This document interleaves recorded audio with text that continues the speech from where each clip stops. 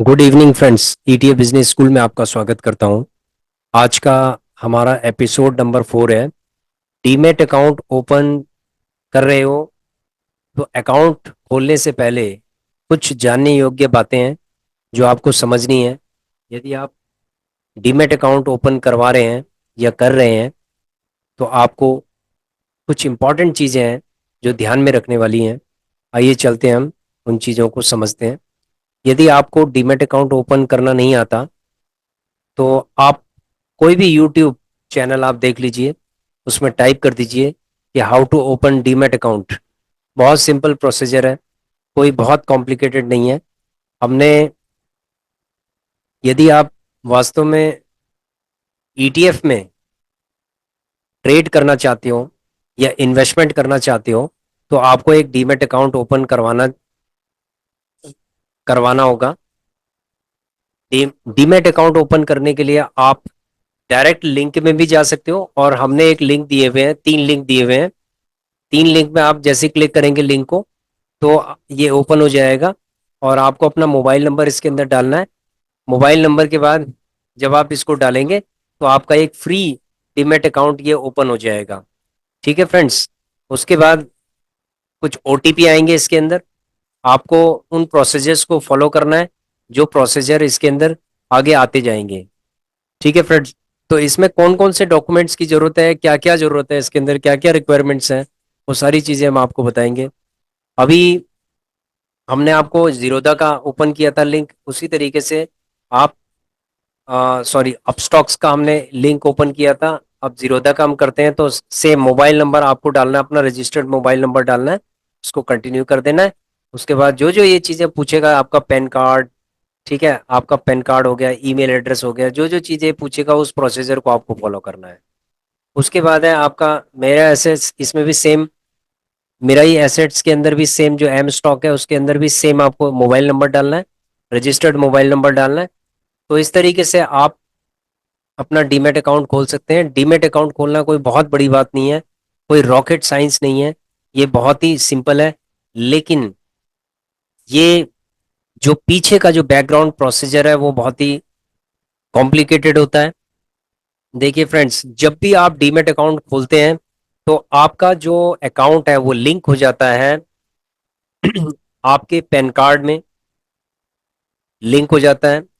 उसके बाद आपके आधार कार्ड से भी लिंक हो जाता है। ठीक है, यानी आधार कार्ड आपके डीमैट से लिंक हो जाता है और डीमैट अकाउंट आपके आधार से लिंक हो जाता है, आपके पेन से लिंक हो जाता है। ठीक है, आपके पेन से लिंक होने का मतलब है कि ये जो इनकम टैक्स डिपार्टमेंट है उससे भी लिंक हो जाता है। उसके बाद ये सीडीएसएल से लिंक हो जाता है, यानी कि सेंट्रल डिपॉजिटरी सर्विसेज से लिंक हो जाता है। यानी कि आप जितने किसी भी ब्रोकर के ब्रोकर से आप अगर डीमेट डीमेट अकाउंट ओपन करवा रहे हैं और आप अपने होल्डिंग इसके अंदर रख रहे हैं, तो आपके होल्डिंग के जितने भी स्टॉक्स हों या फिर ईटीएफ हों या जो भी एसेट है इसके अंदर, वो एसेट आपके सीडीएसएल के अंदर चली जाती है। यदि आपका ब्रोकर मान लीजिए बंद भी हो जाता है तो सीडीएसएल से आप अपने एसेट को रिकवर कर सकते हैं। ठीक है फ्रेंड्स। तो यहाँ पर अलग अलग जो ब्रोकर हाउस हैं वो अलग अलग आपको स्कीम्स, अलग अलग स्कीम्स हैं। लेकिन हमें कौन सा ऐसा ब्रोकर है जिसके साथ हमें अकाउंट खुलवाना चाहिए, ठीक है, तो कुछ ऐसी चीजें हैं जो हमें ध्यान में रखने वाली चीजें हैं।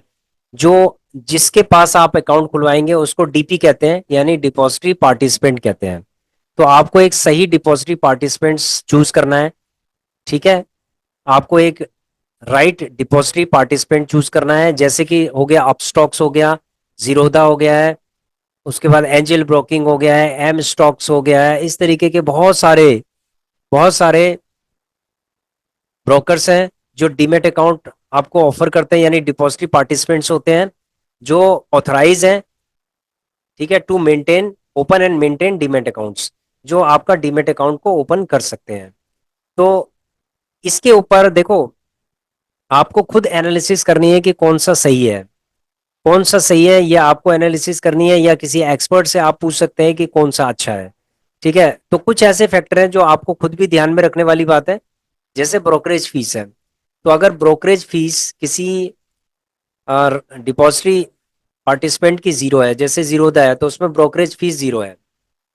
ठीक है, कुछ ऐसे डिपॉजिटरी पार्टिसिपेंट्स होते हैं जिनमें ब्रोकरेज फीस बहुत ज्यादा होती है। ठीक है, तो कुछ ना कुछ प्रॉस एंड कॉन्स है, उस चीज को आपको लिखना है और उसको आपको एनालिसिस करना है, उसके बाद ही आपको अकाउंट खुलवाना है। कस्टमर सर्विस के भी कुछ चार्जेस होते हैं, यानी एएमसी के चार्जेस होते हैं। ठीक है, टेक्नोलॉजी, किस टाइप की वो टेक्नोलॉजी ऑफर कर रहे हैं, उसके अंदर क्या एनालिटिकल टूल्स हैं, जिन टूल्स को देखकर हम इन्वेस्टमेंट के लिए डिसीजन ले पाए। तो ये सारी चीजें आपको ध्यान में रखने वाली बात है।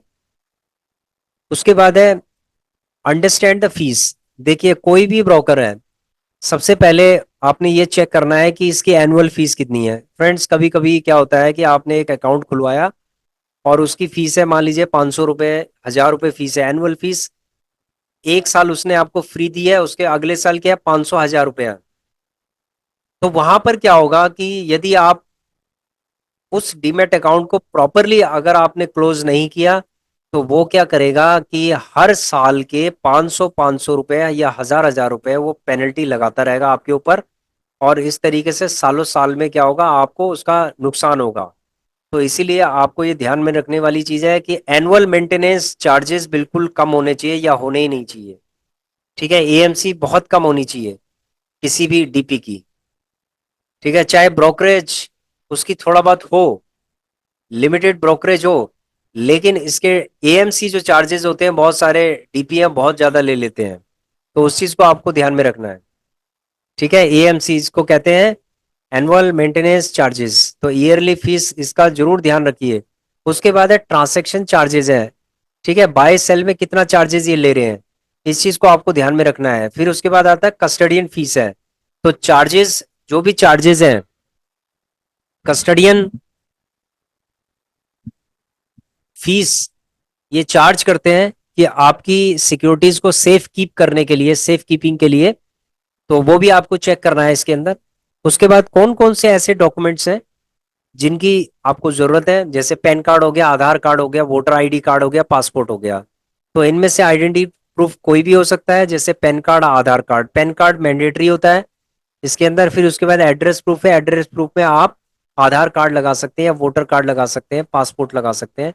जनरली क्या होता है कि आधार कार्ड को ये वेरीफाई करता है, यानी पैन कार्ड और आधार कार्ड, ठीक है, ये दोनों चीजें मैंडेटरी हैं।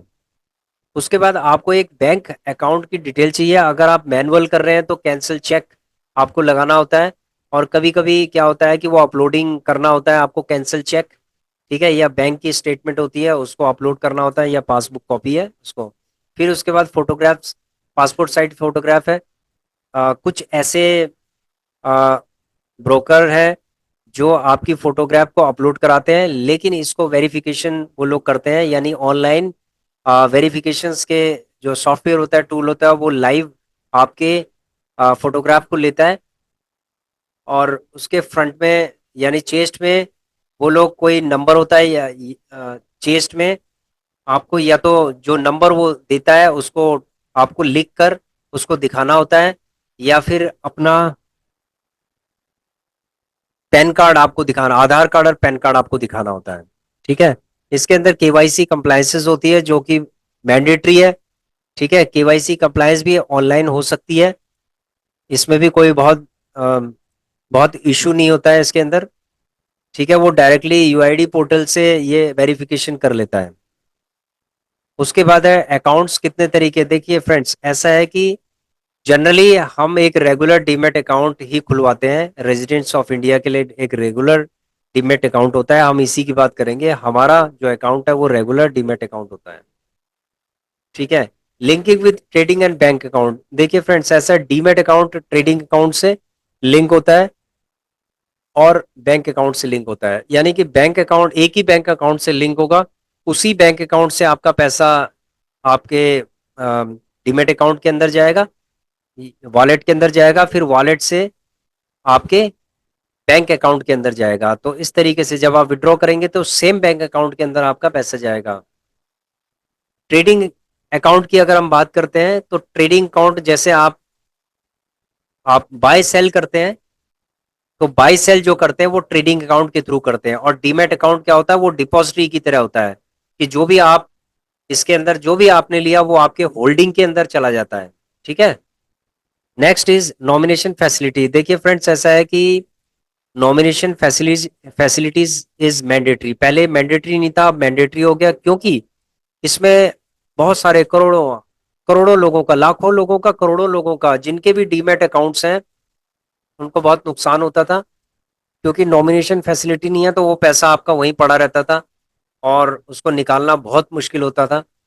यदि जो ट्रेडर है या इन्वेस्टर है उसको अगर कुछ हो जाए, तो अगर उसका नॉमिनेशन फैसिलिटी नहीं है तो वो पैसा सारा ब्लॉक हो जाता था।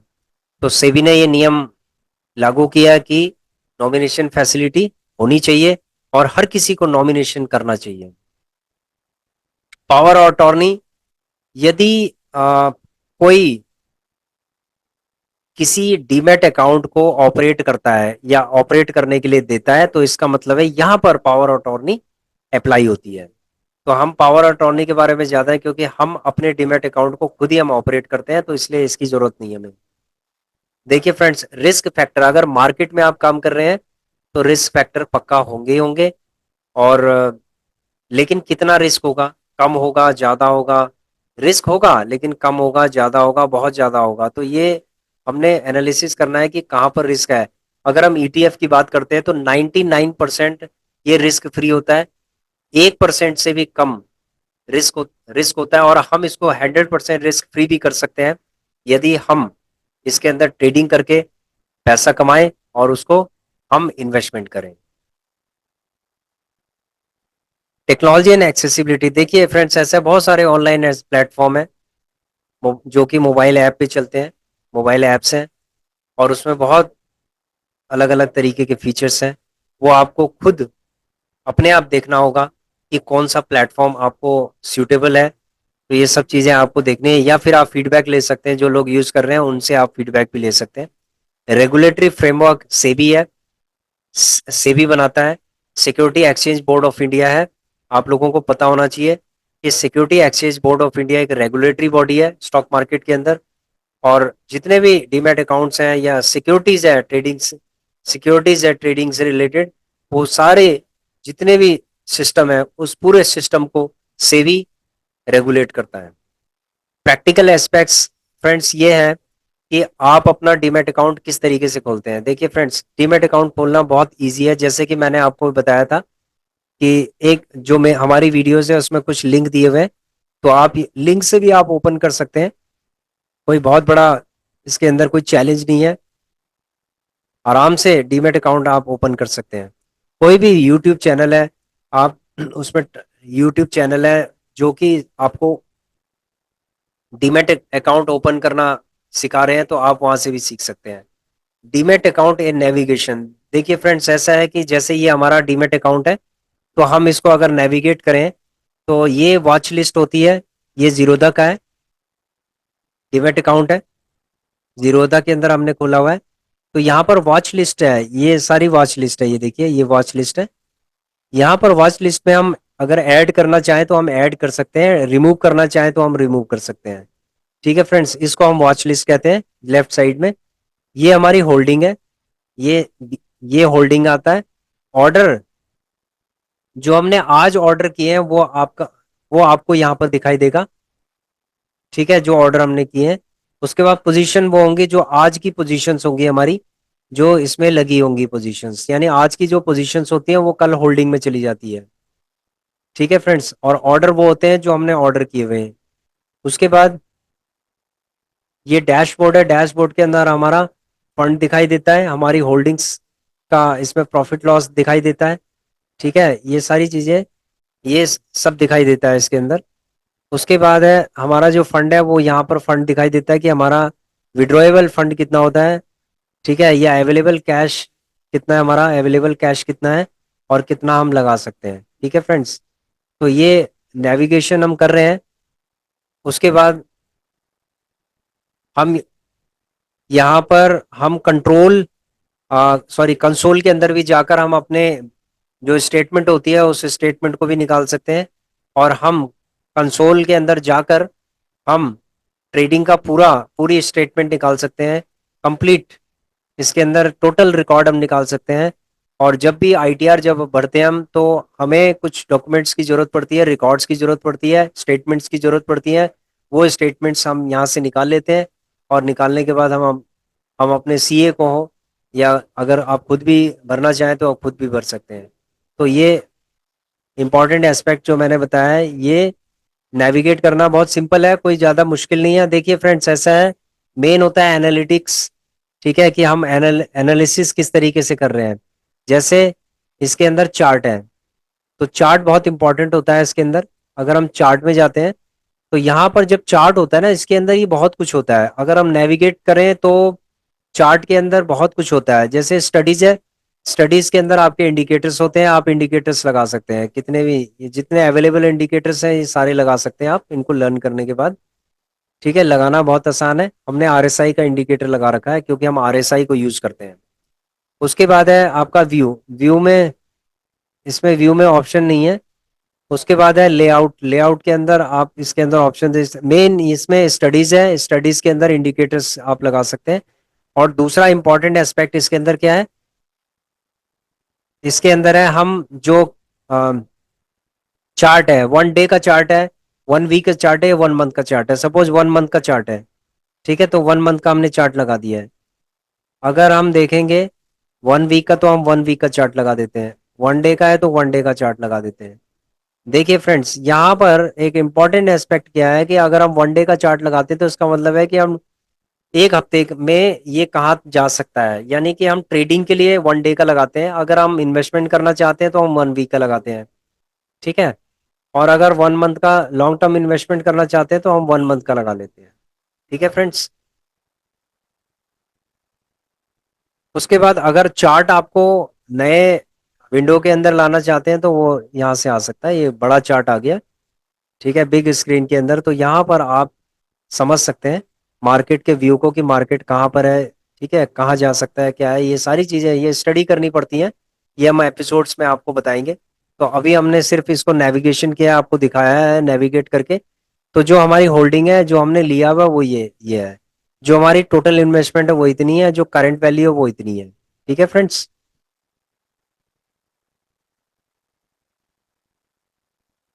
तो आशा करता हूं कि आप लोगों को समझ में आ गया होगा कि डीमैट अकाउंट ओपन करने से पहले हमें कौन कौन सी चीजों का ध्यान रखना पड़ता है। तो फ्रेंड्स, यदि आप अकाउंट ओपन कराना चाहते हैं, तो या आप अकाउंट ओपन कर रहे हैं, तो आप इन चीजों का आप ध्यान रखिए। Happy ETF trading, happy ETF investment. Thank you for watching our video, and please share subscribe and like our channel. Thank you.